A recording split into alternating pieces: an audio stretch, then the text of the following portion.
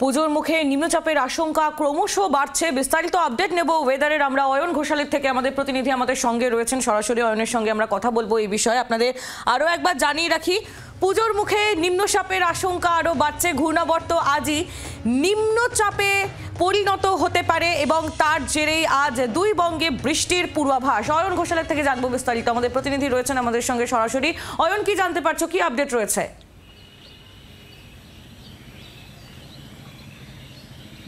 কলকাতার iconic landmark ভিক্টোরিয়ার পেছনের যে আকাশ, সেই আকাশ যদি আমি আমার ক্যামেরা বন্ধু নবীনকে দেখাতে বলি, তাহলে কিন্তু পরিষ্কার বোঝা যাচ্ছে যে আকাশে মেঘলা গুমোট অস্বস্তিকর ভাব, এবং যত সময় গড়াচ্ছে অর্থাৎ ঘড়ির কাঁটা যতই বেলা 1টার দিকে এগোচ্ছে, এই অস্বস্তি যেন তত বাড়ছে। তার কারণ এই বেলা 1টার পরে যে কোনো সময়ে বঙ্গোপসাগরে তৈরি হতে চলেছে নিম্নচাপ।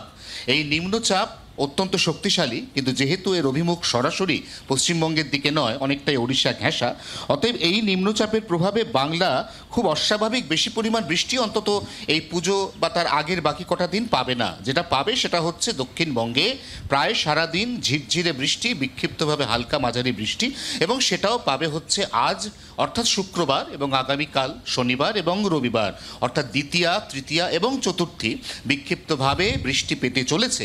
গাঙ্গেয় দক্ষিণবঙ্গের সমস্ত জেলা, কিছুটা বেশি বৃষ্টি উপকূলের জেলা এবং পশ্চিমাঞ্চলের জেলা পাবে।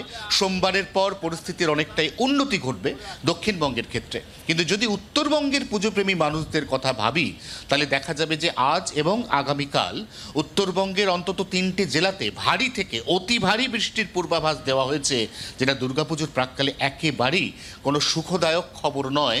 কারণ বহু এরকম পুজো রয়েছে যারা একেবারে শেষ মুহূর্তের ফিনিশিং ল্যাপে রয়েছে, এবং সেই অবস্থায় যদি সেই জেলাগুলিতে অতি ভারী বৃষ্টি হয়, তাহলে নিঃসন্দেহে পুজোর আমেজ বা পুজোর প্রস্তুতি অনেকটাই মাটি হয়ে যেতে পারে। ধন্যবাদ অয়ন, নজর রাখো।